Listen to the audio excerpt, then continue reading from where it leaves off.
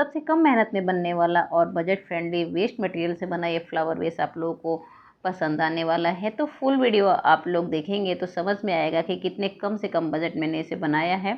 और जिन चीज़ों को हम कबाड़ समझकर फेंक देते हैं उन चीज़ों का भी इस्तेमाल कर कर कुछ बेहतरीन चीज़ें बनाई जा सकती है। तो चलिए हमने यहाँ पे वीडियो को स्टार्ट कर ही दिया है। तो जैसे कि आप लोग देख पा रहे हैं, यहाँ पे मैंने टिश्यू पेपर रोल का यूज़ किया है।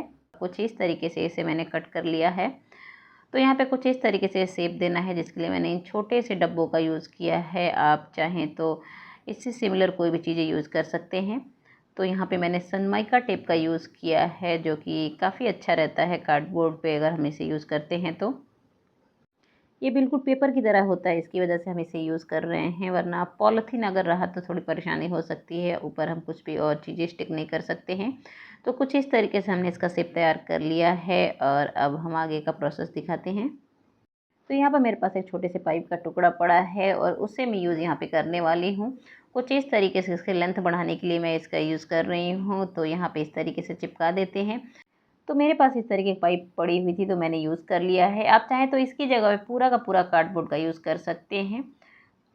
अक्सर इस तरीके की चीज़ें हमारे घर में पड़ी रहती है और सालों साल ऐसे पड़ने के बाद लास्ट में हम उसे कबाड़ वाले को दे देते हैं।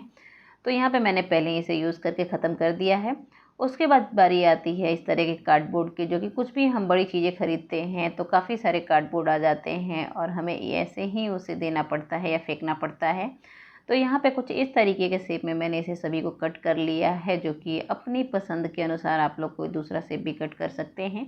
तो जितने भी कार्डबोर्ड थे सभी को मैंने कट करके इस तरीके से सारे टुकड़ों को तैयार कर लिया है और सारे टुकड़ों का मैं यूज़ अभी करने वाली हूँ। सारे इस तरीके के मैंने एक बराबर ही सभी शेप को काटने की कोशिश की है। हो सकता है कुछ में बड़े छोटे हो सकते हैं, तो हमें लास्ट में इसे देखेंगे। कुछ इस तरीके से हमें चिपकाना है। तो सबसे पहले हम यहाँ पर बेस तैयार करेंगे और यहाँ पे कुछ इस तरीके से इसका हमने बेस कट कर लिया है और नीचे की साइड में हॉट गन की सहायता से हम इस तरीके से चिपका लेते हैं। और भी कई सारे ऑप्शन हैं जिसकी वजह से आप चिपका सकते हैं। अगर आपके पास हॉट गन ग्लू नहीं है तो आप डायरेक्ट स्टिक से भी आप गर्म करके आग पे चिपका सकते हैं। तो कुछ इस तरीके से हम सभी को चिपकाते जाएंगे और जितना घना हो सके उतना ही ज़्यादा अच्छा रहेगा। लेकिन मैंने जितने भी कार्डबोर्ड काटे थे सभी को मैंने लगा दिया है, लेकिन फिर भी थोड़े बहुत गैप बच गए हैं पूरी तरीके से चिपकाने के बाद। और अब नेक्स्ट जो बारी आती है, यहाँ पे मैं सनमाइका टेप का यूज़ करने वाली हूँ। आप चाहें तो फेविकॉल पानी मिक्स करके न्यूज़पेपर चिपका सकते हैं। तो सेकेंड स्टेप में ही आप लोग देख सकते हैं प्रॉपर इसका शेप तैयार हो चुका है। तो अब बारी आती है तीसरे स्टेप्स की और उसमें कुछ ऐसा पेस्ट मैं आप लोगों को बताऊंगी जिसकी कोटिंग से बहुत अच्छी मजबूती आ सकती है। तो यहाँ पे जो मैं पेस्ट तैयार कर रही हूँ उसमें मैंने न्यूज़पेपर का पल्प डाला है और फेविकॉल डाला है। दो इंग्रेडिएंट और मिलाने वाली हूँ, जिसमें थोड़ा सा वॉल पुट्टी या सीमेंट मिला सकते हैं या फिर इस तरीके का गीला पेस्ट मिला सकते हैं जो वॉल पुट्टी का रेडीमेड पेस्ट आता है। इन सभी को अच्छी तरीके से मिक्स करेंगे और ऊपर एक अच्छी सी कोटिंग करने वाले हैं। तो यहाँ पर क्लिप डिलीट होने की वजह से मैं आप लोग को दिखा नहीं पाई हूँ। कुछ इस तरीके से लगाने के बाद मुझे बाद में रियलाइज़ है कि इसका ऊपर का मुँह काफ़ी ज़्यादा बड़ा दिख रहा था और इसकी वजह से मुझे कट करना पड़ा। तो इन सब चीज़ों में हमारा अनुमान कभी थोड़ी बहुत ऊपर नीचे हो ही जाता है।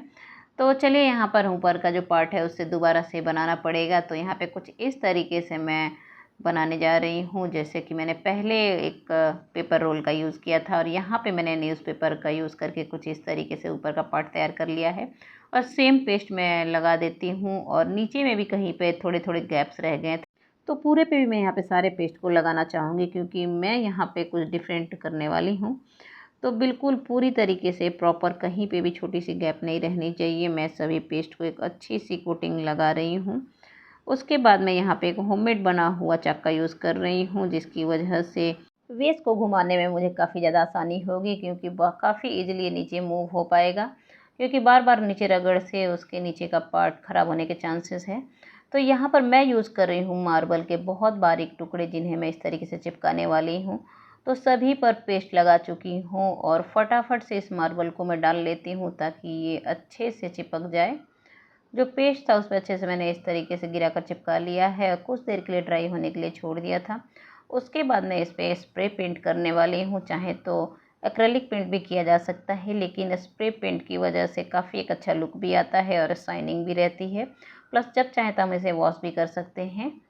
तो यहाँ पे ड्राई हो चुका है और चलिए अब नेक्स्ट प्रोसेस दिखाते हैं। अभी मेन जो वर्क है अभी तो बाकी है, लेकिन वो भी इतना ज़्यादा आसान है कि आपको बनाने में काफ़ी ज़्यादा मज़ा आने वाला है।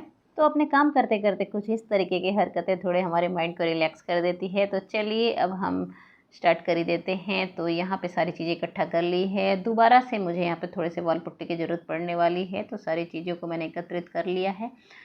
तो यहाँ पर मैंने एक कोन बनाकर पहले से रेडी कर लिया है। जो पेस्ट मैंने आप लोगों को अभी दिखाया था वही सेम पेस्ट मैंने कोन में भरा है और वही पेस्ट को हमने थोड़ा सा निकाल लिया है और थोड़ा सा हमने वॉल पुट्टी एक्स्ट्रा मिलाया है। और अब बारी आती है कलरिंग की। तो यहाँ पे डायरेक्ट हम वॉल पुट्टी में ही कलर मिलाने वाले हैं। तो थोड़ा सा फेविकॉल और ये अपनी पसंद से एक कलर लेके हम मिलाएंगे। इसकी थिकनेस को कम ज़्यादा करने के लिए मैंने फेविकॉल का यूज़ किया है। तो यहाँ पे मैंने लाइट पिंक यहाँ पे तैयार कर लिया है और कुछ इस तरीके से हम इसके फ्लावर को बनाने वाले हैं। ये काफ़ी ज़्यादा इंटरेस्टिंग है। आप लोग थोड़ा सा प्रैक्टिस की ज़रूरत है, उसके बाद काफ़ी अच्छे से इस तरीके का फ्लावर आप बना सकते हैं। तो इस वेस को मैं काफ़ी ज़्यादा कलरफुल बनाने वाली हूँ। तो सबसे पहले तो हमने यहाँ पे पिंक का यूज़ करके ही इस तरीके से फ्लावर बना लिया है। उसके बाद यहाँ पे मैंने लाइट ऑरेंज का यूज़ किया है और उससे भी फ्लावर बना लिया है। लास्ट एक कलर है उसका भी यूज़ कर ही लेते हैं। तो यहाँ पे जो थर्ड कलर है उससे भी बना लिया है। और अब बारी आती है टहनियों की और पत्तियों की। तो यहाँ पे मैंने लाइट ग्रीन कलर का कोन तैयार कर लिया है और इसी से इस तरीके से सारी पत्तियाँ बनाने वाली हूँ। तो कुछ इस तरीके से मैंने इन सभी पत्तियों को बना लिया है। थोड़ा सा मैंने स्पीड ज़्यादा किया है ताकि आप लोगों को बोरिंग ना लगे। ऊपर में काफ़ी ज़्यादा खाली खाली दिख रहा था, जिसकी वजह से ऊपर में मैंने थोड़ा सा डिफरेंट लुक दिया है। तो यहाँ पर मैं एक गोल्डन कोन तैयार कर रही हूँ, जिसे बनाने के लिए मैंने पाउडर का यूज़ किया है और यहाँ पे गोल्डन कलर का पेंट लिया है। उसके बाद हम इस तरीके से बारीक कॉटन कपड़े में से छानेंगे, क्योंकि हमें बनाना है बहुत ही ज़्यादा बारीक कोन, तो इसके लिए हमें ये सब करना ज़रूरी है। उसके बाद मैं इसे एक कोन में डाल लेती हूँ। तो सबसे पहले मैं ब्रश से इस तरीके से आउटलाइन करूँगी और बाकी की चीज़ें उससे मैं कोन का यूज़ करूँगी। कुछ इस तरीके से आउटलाइन करने के बाद जो अंदर की साइड है इस तरीके से मैं कोन का यूज़ करूँगी। इससे क्या है कि अगर ब्रश से हम यूज़ करते तो काफ़ी ज़्यादा मैसी हो जाता और कोन से काफ़ी ज़्यादा बारीक हम इस तरीके से अपनी मर्ज़ी से डिज़ाइन दे सकते हैं। तो सभी जगह आउटलाइन करने के बाद लुक कुछ इस तरीके से है। तो ये है इसका फाइनल लुक और मैंने कुछ ऊपर में मिरर लगा दिए हैं, क्योंकि काफ़ी ज़्यादा खाली ऊपर में लग रहा था। और यहाँ पर इसका ये है फाइनल लुक, आप लोग देख सकते हैं। इसे आप पानी से भी यूज़ कर सकते हैं, धो सकते हैं जब चाहें, क्योंकि हमने इस पर क्लियर स्प्रे भी ऊपर से कर दिया है ताकि जब चाहें हम इसे धो भी सकते हैं।